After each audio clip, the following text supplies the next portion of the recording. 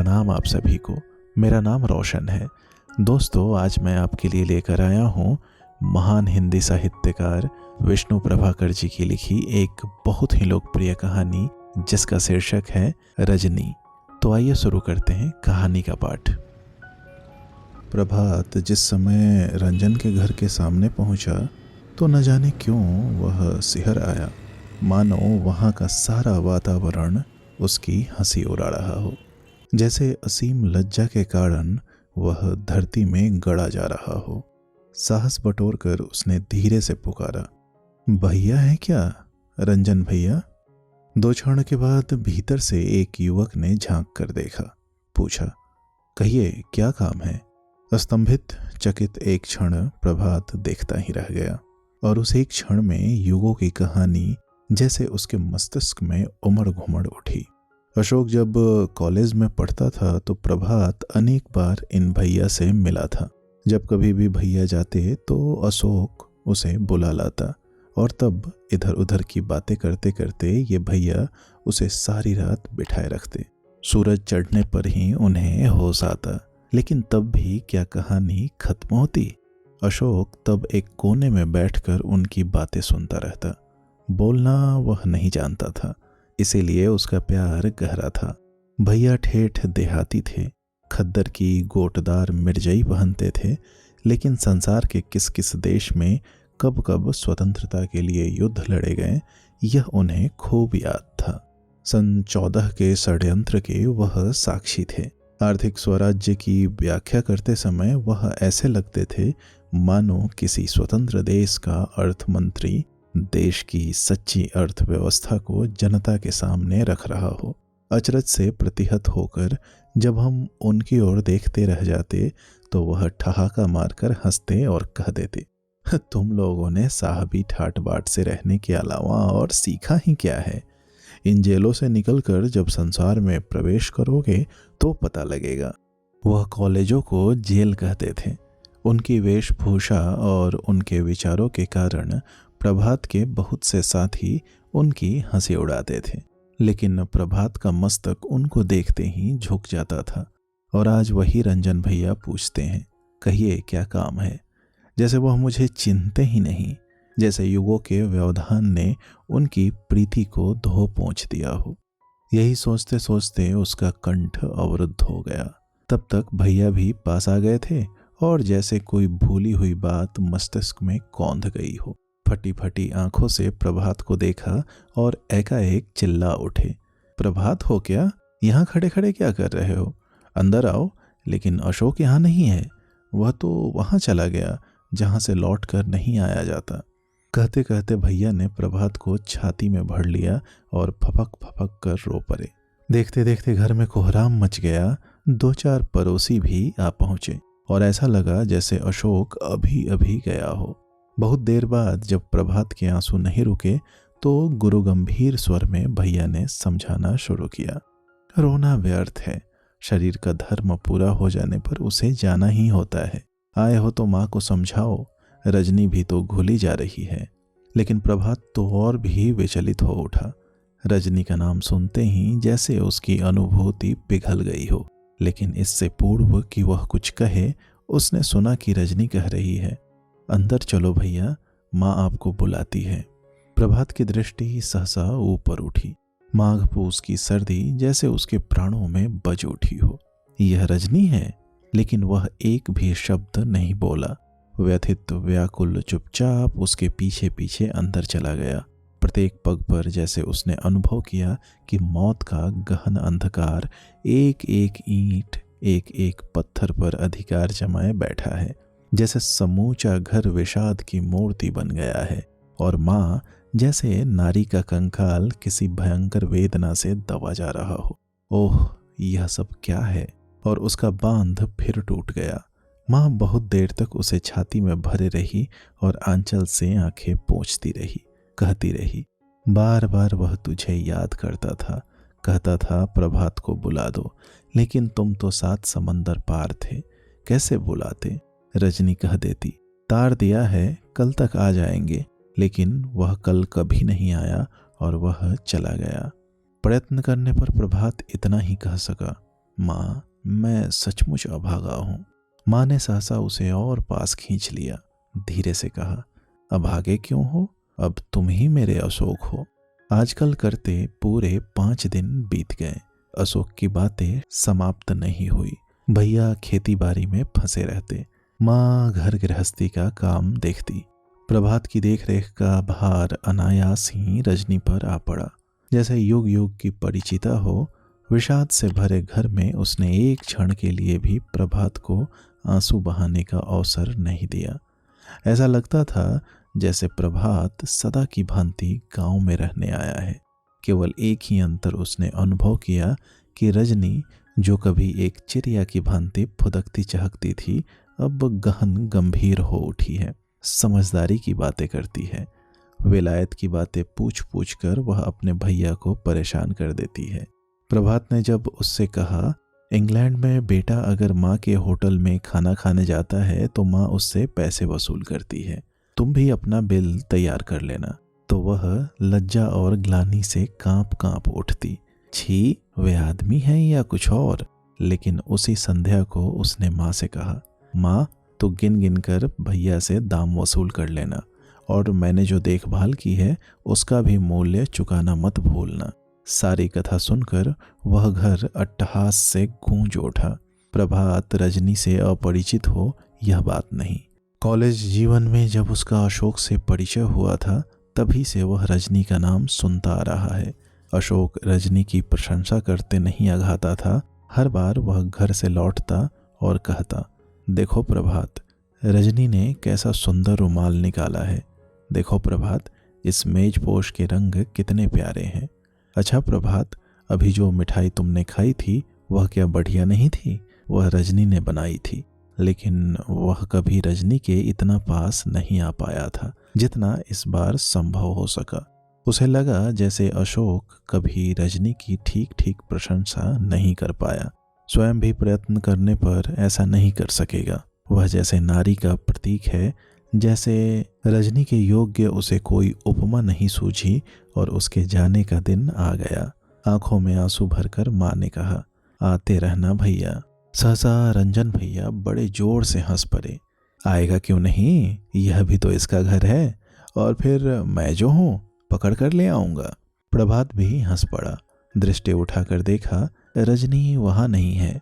छत पर चुपचाप एक कोने में खड़ी होकर बार बार आंखें पोंछ रही है। प्रभात का हृदय जैसे हाहाकार कर उठा। वह तेजी से गाड़ी में जा बैठा। प्रभात डॉक्टर के रूप में बहुत शीघ्र प्रसिद्ध हो गया। पैसे की उसे कभी कमी नहीं थी, लेकिन इस प्रसिद्धि और ऐश्वर्य के बीच वह अपने रंजन भैया को नहीं भूला और न ही भूला रजनी को। इसीलिए जब उसके विवाह का शुभ अवसर आ पहुंचा तो उसने रंजन भैया को तार दिया, माँ और रजनी को लेकर तुरंत चले आओ। लेकिन तीसरे दिन उसने देखा अकेले रंजन भैया आए हैं। सक पकाकर उसने पूछा, माँ कहाँ है, रजनी क्यों नहीं आई? भैया ने इतना ही कहा, आ नहीं सकी। प्रभात जैसे पागल हो उठा। आ नहीं सकी? क्यों नहीं आ सकी? उन्हें आना ही होगा। और देखते देखते वह अपनी कार लेकर तुरंत गांव की ओर रवाना हो गया। जिस समय उसने दरवाजा खटखटाया तब आधी रात बीत चुकी थी। आवाज सुनकर रजनी जागी। कई क्षण उसका हृदय भय से धक धक करता रहा, पर जब उसने पहचाना तो जैसे वह जड़ हो गई। लेकिन आवाज और भी तीव्र हो रही थी। माँ जागी, किवाड़ खुले और बड़े वाद विवाद के बाद रजनी को प्रभात के साथ जाना ही पड़ा। रात के उसी गहन सन्नाटे को भंग करती हुई कार फिर नगर की ओर दौड़ने लगी। रात का यह गहन सन्नाटा, सन सन करती यह शीतल वायु, निपट नीले आकाश में तारों की तरह यह अद्भुत चित्रकारी, और प्रभात के बगल में बैठी एकाकी रजनी। एकाएक प्रभात ने रजनी की ओर देखा। किस अतीत में डूबी वह न जाने कहाँ खो गई थी। ओह, कितनी सुंदर, कितनी मोहक नारी यह है नारी। संज्ञाहीन जैसे उसने कहा, रजनी। रजनी कांप उठी। प्रभात को सहसा जैसे कुछ याद आया, पूछ बैठा, तुम भैया के साथ क्यों नहीं आई रजनी? रजनी मौन, बस कांपती रही। नाराज हो रजनी? रजनी का कंपन बढ़ता है। बोलो रजनी। रजनी जैसे रो आती है। उस गहन अंधकार में मोटर के भीतर के प्रकाश में वे आंसू जैसे उसको उत्तेजित कर देते हैं। वह सहसा मोटर रोक देता है और अपना हाथ रजनी के कंधे पर रखते हुए बोल उठता है, रोती हो क्यों, क्या दुख है? सहसा रजनी जाग जाती है और धीरे से गंभीर स्वर में बोल उठती है, अंधेरे में डर लगता है भैया, जल्दी चलो ना। प्रभात फिर रास्ते भर रजनी से नहीं बोला, बोल ही नहीं सका। समय ने करवट ली। रजनी का भी विवाह हो गया। वह अमीर नहीं थी, इसीलिए अमीर घर की बहू नहीं बन सकी। न पहनने को ढेर सारे कपड़े, न आभूषण, पर काम का कोई अंत नहीं। दोपहर रात रहते ही पीसना शुरू करती तो गाय भैंसों की देखभाल के वक्त ही रुकती। भरा पूरा कुटुंब, शाम होने का पता ही नहीं लगता। लेकिन जैसे वह कभी थकती नहीं, कभी शिकवा शिकायत नहीं करती। सहज भाव से जैसे उसे जो कुछ करना रहता करती रहती। जीवन की ममता मानो इसी गृहस्थी में सिमट कर रह गई थी। प्रभात ने अनेक बार रजनी की कहानी सुनी। व्यथा से उसका मन भर आया। एक दिन उसने भैया को लिखा, भैया, रजनी को अपने नए घर में बहुत मेहनत करनी पड़ती है। उधर मेरा बहुत प्रभाव है। उसके पति के लिए आप चाहें तो मैं बहुत कुछ कर सकता हूँ। भैया ने उत्तर दिया, प्रिय प्रभात, रजनी स्वतंत्र है।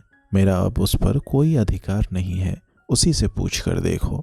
2 वाक्यों के इस पत्र को पढ़कर प्रभात क्रोध से भर उठा और सहसा उसे अशोक की याद हो आई। अशोक आज होता तो न जाने क्या हुआ। प्रभात कांप उठा। न जाने उसे क्या याद आ गया। पीड़ा ने जैसे उसे मथ दिया।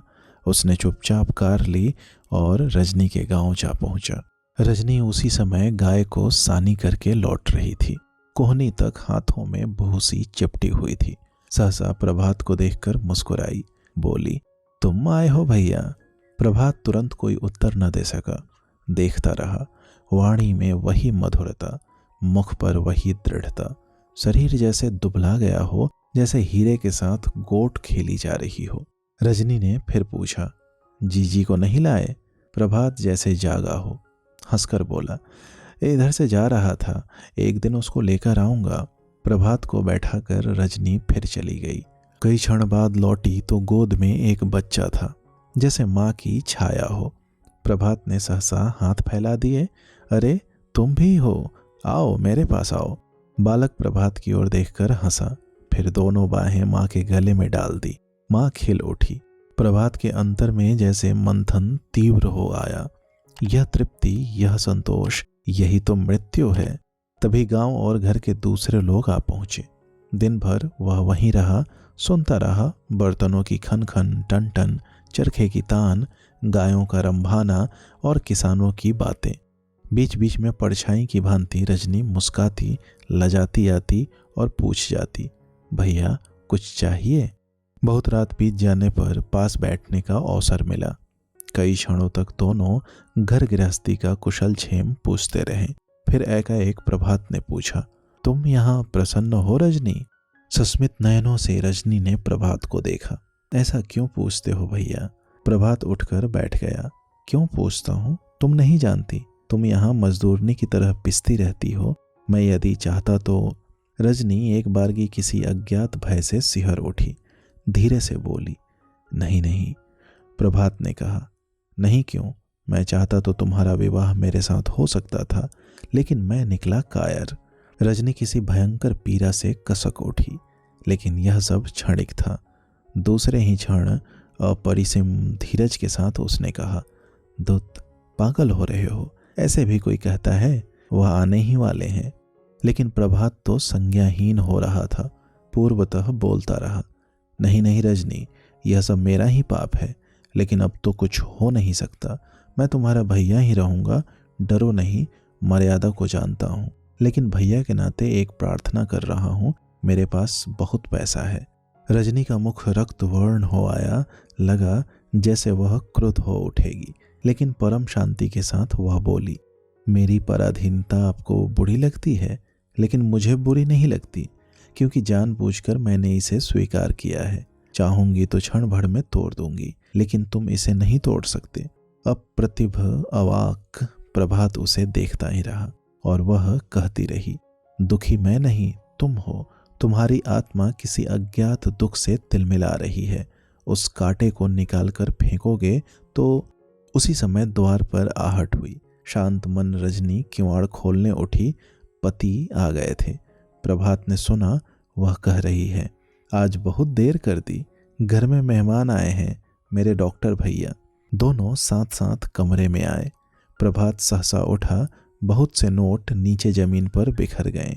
रजनी ने उन्हें शीघ्रता से बटोर कर प्रभात को दे दिया और बोली, गांवों में इस तरह नोट लेकर नहीं घूमना चाहिए। तरह तरह के लोग हैं और गरीबी अभी मिटी नहीं है। प्रभात मूर्तिवत उसे देखता ही रहा, कुछ कह न सका। हारा हुआ सा, जैसे वह नारी रूपी अथाह सागर के सामने एक क्षुद्राति क्षुद्र प्राणी हो, जैसे वह जन्म जन्म में भी उसका और छोर न पा सकेगा। दोस्तों, उम्मीद करता हूँ यह कहानी आपको पसंद आई होगी। ऐसी ही ढेरों कहानियाँ सुनने के लिए आप हमसे जुड़े रहें। बहुत बहुत धन्यवाद।